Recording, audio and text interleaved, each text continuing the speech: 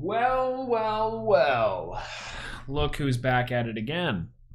Boys and girls. So last time we talked, y'all failed to follow my one rule, which is no comments about the dirty plate. So maybe if I give you guys two rules, then you guys won't fail me this time. Number one, messy room, doing some laundry. And number two, my hair. It's a glorious, shaggy mess right now. And it's something. So if it wants to just kind of be how it wants to be right now, I haven't been able to control this thing for a couple weeks now. So, you know, maybe that's why I stopped uploading, is because my hair has been slowly consuming my face. What's up, boys and girls? Selection. I'm back at it again with the video. This time something different. Today, we're gonna talk about Ghost from the Past. So you might be asking yourself a lot of questions. Swolelax, why Ghost from the Past? Why not talk about Ancient Guardians? And also, I hate Ghost from the Past. And to that I say, well, I have some interesting talking points in regarding Ghosts from the Past and why I think a lot of people are probably wrong about Ghosts from the Past. Number two, I haven't quite gotten my box of Ancient Guardians yet, so this is what we're gonna talk about. And three, that's not a question, that's just an incorrect statement. So as some of you guys know, if you talk to me in real life, or you guys know me in real life, I'm a very methodical person. I like to think out a lot of things. If I make a video about something, it's because I have a lot to say or have a very interesting point, I think, in saying something about something. Sometimes when you don't see videos or certain type of videos from me, it's because I don't really care so much about it, or don't really have a lot to say about it, or I feel like my perspective isn't going to add anything new to the conversation. But there's been so much weird misinformation about Ghosts from the Past and a lot of interesting takes that I don't necessarily agree with. And I also think that this opens an interesting discussion about Yu-Gi-Oh's player base and why sometimes Yu-Gi-Oh's player base can be its own Ouroboros. Essentially, the Yu-Gi-Oh community can sometimes consume itself into oblivion. Ghost from the Past is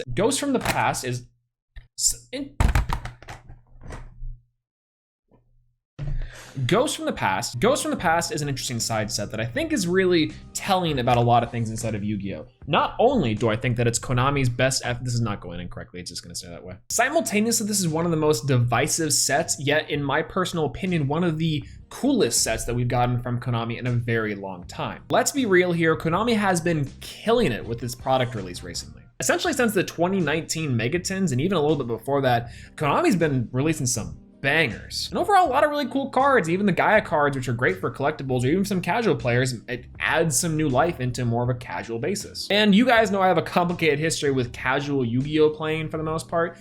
However, I think it is important to still tailor to that audience in terms of Yu-Gi-Oh's card base. Even from a competitive standpoint though, I do think Konami's been relatively solid and consistent with bringing great products and mindful products to the Yu-Gi-Oh community. There's a lot to say about Ghosts from the Past. I think from the card pool itself, the general way that the gimmick is working with the ghost rares involved inside the packs, the price point of the set, the overhypeness of the set, the Yu-Gi tubers of it all, if you will. But I'm going to break down slowly my experience with opening up Ghosts from the Past and also talking to you guys about why I think potentially Ghosts in the Past was not ruined by Konami, but instead ruined by you. Yeah, that's right, you, Todd. Anyways, so let's talk about that. This is a great video by DZ talking about the conflicting nature of Ghosts from the Past. Essentially, inside the video, he talked about why the combination of player expectations and also Konami's realistic product release has kind of created this weird imbalance between the players. And I think that's an important point that he brings up inside the videos, but I want to add something to that conversation. Now, the TLDR is that the expectations for this set were astronomical. If you do not know,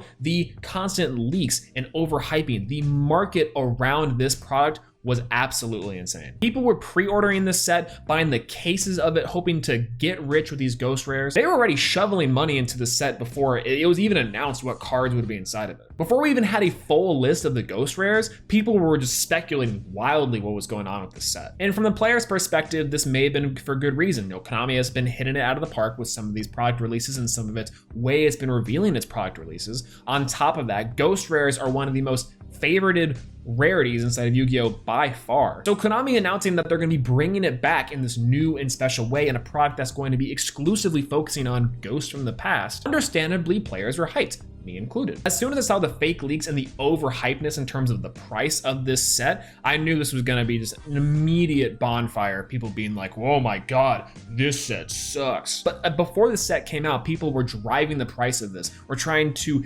really capitalize on the hype going into this. There could be insane cards in this. There could be crazy ghost rares. And we got some of those things, but depends on the perspective you're looking at. So with the player base hyping up this set, and for the weeks and months leading up to the leaks and leading up to the actual product's reveal on YouTube, there's this great video that Konami did where they gave away some of the cards they were going to be putting inside the set. People were just losing their damn minds. So it's no secret that this set could not live up to the overhype and expectations that its player base was putting upon it.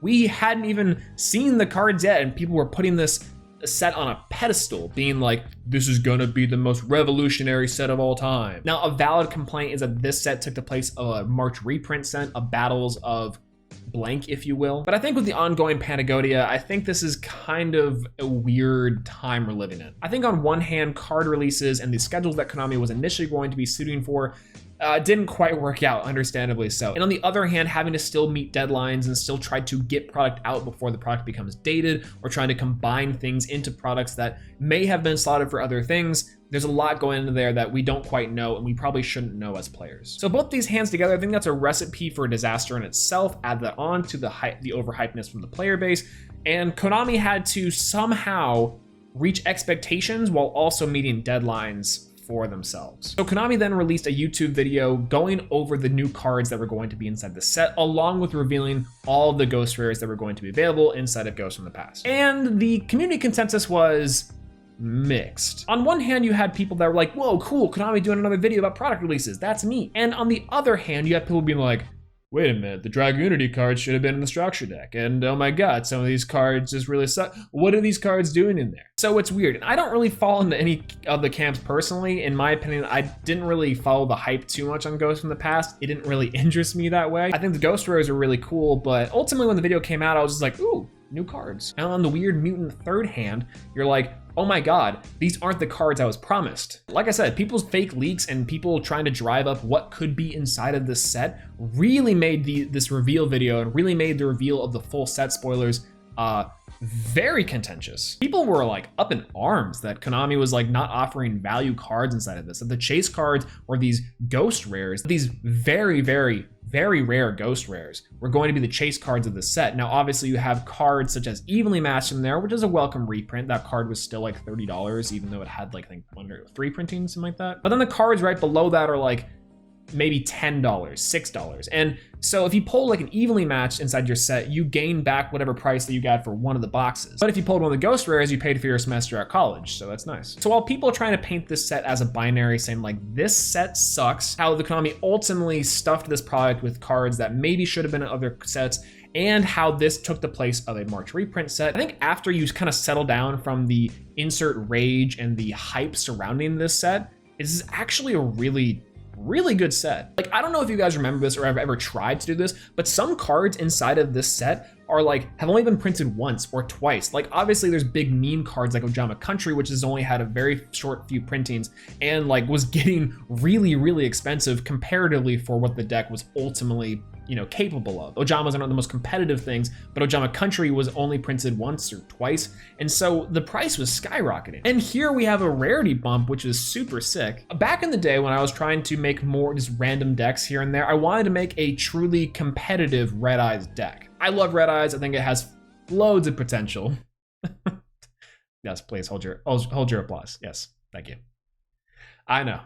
I'm the first one to ever make that joke. To make the most competitive version of it, buying this fusion card was so expensive. It was like 30 to 40 bucks. And so you get to reprint inside this set, and I'm pulling this card and I'm like, oh, hey, I immediately, as a player who wanted to play this card, was like enthralled. I was like, this card is sick. And in a set, no less, that's like new. What? Who put this in there? And I think that's also the theming of Ghosts from the Past as a whole, by the way. Konami is trying to make more readily available and more affordable for the everyday player base. I mean, that's a good thing, right? Like, we should be happy about that. Like, we can be happy about generic cards and generic support, like evenly matched, or, you know, let's say Lightning Storm, or big cards that like impact the meta. But I think as a player base, it's really important to consider and think of that, you know, some of the time, like sometimes it's okay that Konami saw a card that was maybe really expensive or really hard to get or find, and they decided to reprint it, even though potentially it's not meta impactful, or that it's like really anything anyone's been like requesting, but that's a smart move. Am I wrong? Plus we get cards in the set like Emergency Teleport, Arc Brave Dragon, which I could see eventually getting really expensive considering that it has very short printings. Galaxy Eyes Cypher Blade Dragon is a really neat pick. Upgrades like Salamangreat Fowl and Falco in terms of rarity, that's sick. Mass Change 2 as an ultra rare is really cool. Finally, you don't have to pay an arm and a leg to play Cosmos. That seemed like a crime before this set. You already know that Madolche was hype, and now the rarity upgrades from Madolche players are losing it. The new Starry Night Starry Dragon archetype is actually really fun. So no joke, I saw this card when I was opening the set, and this is how I knew that Konami was onto something with Ghost in the Past, and that's Mist Valley Baby Rock. No joke, no joke. So let me explain my thought. This set is amazing to me for a few different reasons, like the reprints that I said before, which made it more widely available to the casual audience and kind of just the general player base. Now I don't have to pay $30 for a fusion that's not ultimately that good. And on top of that, the rarity upgrades for certain decks that didn't see rarity upgrades. Where this leads me with Mist Valley Baby Rock, I think Konami saw cards that didn't see a lot of printings and then said, this card could be good sometime in the future, or it could be good now, or it's maybe compatible with a certain deck style that could be good in the future, right? However, those cards don't have a lot of printings. So my argument with this set is that it's not trying to highlight necessarily Ghosts from the past, but it's trying to prepare players for the future, if that makes any sense. Mist Valley Baby Rock is probably a bad example of this, but there's loads of cards inside of this set that just scream to me, Konami saw a card that was low printings, getting up there in price, and or if the card were to see some competitive play in the future, and the cards that didn't have these more recently available printings probably would have been through the roof expensive. And I think at that point too, people would have cried out and been like, why is this random card like $40? Like, oh my God, I have to shell out $100 or $300 for a playset. That's insane. And that's taken a little bit of extreme, but Cosmo Tim Can, Cosmojo, and a lot of these cards that eventually I think would have been hiked up in price even more, now are more widely available for a player base that kind of wants to experiment with different decks, or wants to play casually, or maybe wants to build these decks just to test them out. Meteor Black Comet Dragon, which is this insane fusion card for the Red Eyes archetype, only saw one printing, got really expensive. And so for me, in my past more casual self, really appreciates that Konami was very thoughtful for this set. Like I said in the beginning of this video, I think Konami has had a very solid run of very interesting and very thoughtful products. And I think Ghost in the Past is no different. Yes, I would have liked to see different cards inside of this set, maybe slightly more generic cards than just evenly matched, but I don't know. And I think one big major critique is that I wish we did have more Ghost Rares. Not necessarily to undervalue the Ghost Rares per se, you can still make them rare enough, but I think we could have had things like Exodia or Jinzo. Ghost Rare Jinzo would have been, mwah, chef's kiss. I don't really lay down some serious cash for Yu-Gi-Oh! All too often, but that would have been a primo purchase. Imagine as well having the Ghost Rare set of the Exodia cards. I know I just mentioned Exodia, but oh, that would have been beautiful. Red Eyes Black Dragon as a Ghost Rare could have been cool. The OG Blue Eyes art as a Ghost Rare could also been cool, instead of just Alternative Dragon inside of the Ghost Rare. Like, again, there's like small things like this, which I think could have been really interesting for Konami to implement inside of Ghost in the Past. Now, if they made a second Ghost in the Past, like Ghost from the Grave or something, like you can take that name if you want to. Ghost from the Past is, I think, ultimately a very okay set. I think that the player base got way overhyped and just drove up the insanity with the set, trying to be like, oh, this set's gonna change the game. It didn't, shocker. I'm kind of happy with this set. Like, the more I think about it and the more I talk about it and the more I see the cards that I pulled, I'm like, this set's fine. Like, I care a little bit that this set does not necessarily have a lot of things and is not necessarily tailor-made for even necessarily my kind of play style in the more competitive realm of Yu-Gi-Oh! But I think this set does hold an important place inside of the Yu-Gi-Oh! History and for its player base. I also think that presentation-wise, this is pretty slick. For example, I like that this thing is in a reflective silver, and I like how this thing has the ghost rares on the actual product itself. I'd be wondering, Swolelax, where is Dark Magician and Firewall Dragon? Well, if you just open the top. Ooh, ain't that cool? I like how each of the packs are the reflective silver along with the ghost artwork of the cards themselves. I think that's pretty neat. I didn't see some of the ghost rares on the packs, but I saw other ghost rares in the packs. That's kind of weird. For this outro, I cannot get my hair to just like function right now. Like, what is going on? Like, that's good enough, whatever. So through all the player hype, through all the Konami decisions, and through all the flaws that Ghost in the Past might have, I ultimately think that it's a pretty good set. And I've had a weird amount of thoughts when it comes to the Ghosts from the Past, and I've also had a couple weird thoughts when it comes to Konami's core sets. I've been excited for some and completely baffled by others, and this is no different. I mean, everyone has their own opinions on this set right here, but I don't think it's a failure. I don't necessarily think that this is going to be a product that's going to be remembered as a disaster. I think a lot of people are just overhyping that, and I think that sure, you can say that a lot of these things short term are just not good for the game, but long term, I think this is going to be a set that we might want to look at. I could be wrong about that. You might want to come back to this video in a couple years when everyone's like, this is the worst set of all time. But hey, who knows? That's gonna wrap up today's video. What do you guys think of Ghosts from the Past? Let me know inside the comment section down below. Do you guys love it? Do you guys hate it? Do you guys disagree with me? Do you guys agree with me? I think that a lot of the negativity and the bad emotions surrounding this product has gotten to people's heads a little bit, and I think that people may have been overblowing the failure of this set, but also the hypeness of the set. I don't know. It's like a weird divisive set, so I'm curious to know your guys' opinions.